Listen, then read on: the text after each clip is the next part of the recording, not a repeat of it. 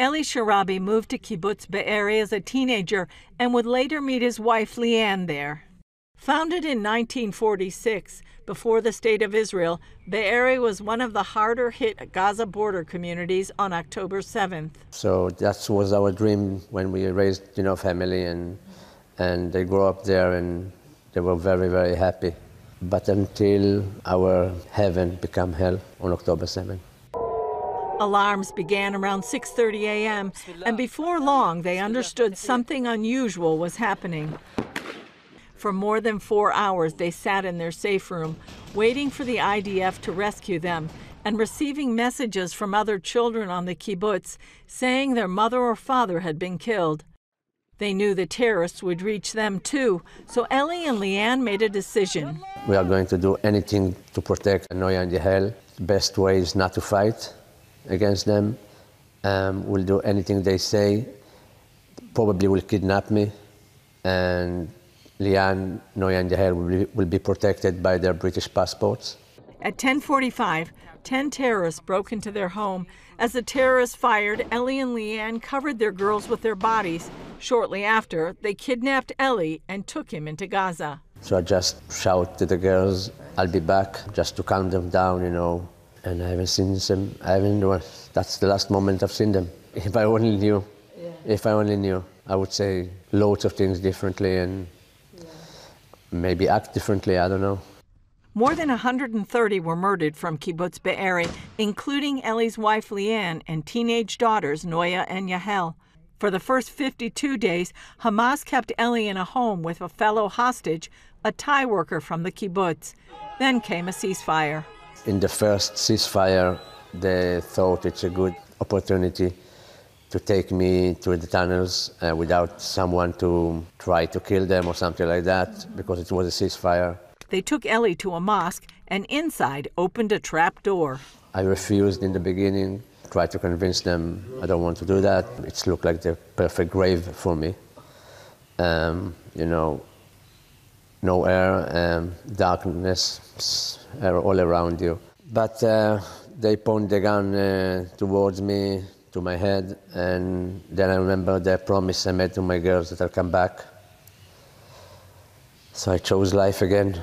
After descending more than 150 feet underground, he met other hostages and spent nearly 15 months living in tunnels. All these times, it's loads of humiliations on daily basis, loads of psychological terror against us, from time to time violence. You're chained most of the time. The hygienic condition is horrific. Every 6 weeks you have a bath with a half bucket of cold water, almost no soap, no toothpaste, no running water. Eli studied Arabic, so in captivity he could translate for the other hostages. Being older than those with him, Eli felt he needed to protect and guide them to survive. But you made some important decisions when you were down there about survival. You said it in your book you were a little bit older than the other 3 men you were with, and you kind of became like a father figure and an encourager for them. I need to walk every day about their face, because it's very, in all this darkness, to find some light. It's not easy, but it's very important. It's there. You just need to look for the light. So I try to force them every night before we were going to sleep to find something, one thing that good happened to them in the same day. And I knew it's like a muscle that you need to train. Starved and abused, still they found things to be thankful for. It's like you create your reality in a place that it's all dark. The guy that gave you the food today is not someone that is cruel to you or humiliate you, so it's a good thing. Or someone that usually humiliate you left the tunnel for 2 or 3 days. It's a very good day we have. Though not religious, Eli knew some Jewish prayers by heart. But the second they pushed me into the back of the car, when they kidnapped me, I started to say Shema Israel. I don't know why. Hear, O Israel, the Lord our God, the Lord is one. Yes, you just say it automatically. I didn't stop to say that for 491 days since.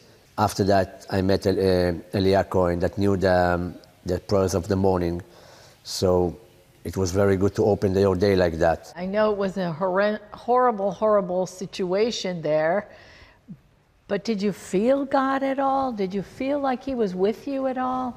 It was, I think, more than 10 times, which was like, you know, situations that between life and death in a second. And after you pass all these situations and you stay alive, you start to believe. You just believe that someone is protect you and want you alive. And because of that, when I'm released, for me it's a second chance, and I'm grateful for that. I'm grateful for loads of things. I'm grateful to be alive. I'm grateful to be free. On February 8th, 2025, Eli was released in a televised ceremony. Weighing less than 100 pounds, he was initially reunited with his mother and sister. That's when he learned the terrorists had murdered his wife and 2 daughters on October 7th and kidnapped and killed his brother Yossi and held his body in captivity. Still people there after more than 700 days. One of them is my brother. And I'm lucky to have Lianne for 28 years. I lucky to have my daughters for 16 and 13 years. I was very lucky to live in the same kibbutz with my brother and have a great life with him. And I'm so lucky that I had my family that fought for me for 500 days. Eli says it wouldn't be right to let grief overtake him after all the efforts made to free him. First of all, I love life. For me, I got a second chance. Despite the very, very difficult messages I got on the day of my release about Yossi, about Lianne, Noya, and Yahel, it's tremendous loss for me. But I needed to choose if to let the grief and the loss to bury me, to wrap me, or to find a way to move on. Shortly after Eli's release, he wrote a book about his experience. His book, called Hostage, is the first from a hostage about what happened. It's a bestseller in Hebrew and now is translated into English and on the way to other languages.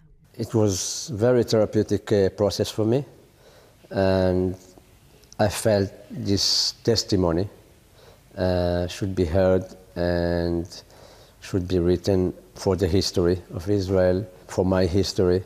Despite the treatment he received, Eli wants people to take something positive from his book. The main thing is appreciation for basic things in your life, because when you lose your freedom, you understand freedom, it's priceless. To wake up and to be able to choose when to go to the bathroom, to the shower, to open the fridge, and what to take from there. Eli is using his voice and experience to let world leaders know what really happened. Places like to be in UN, to make a speech there in Security Council for 20 minutes and give them all the facts that I've seen in my eyes, in Gaza, in the tunnels.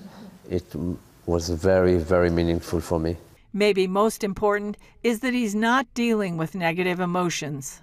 I'm not bitter, words like sadness and anger. It's not something I'm dealing with day by day because I feel that these emotions and feelings can hold me back, and I just want to move forward and to rebuild my life. And I think this is the best way my wife and my daughters and my brother, that his body is still held by Hamas, will be proud of me. Julie Stahl, CBN News, Israel.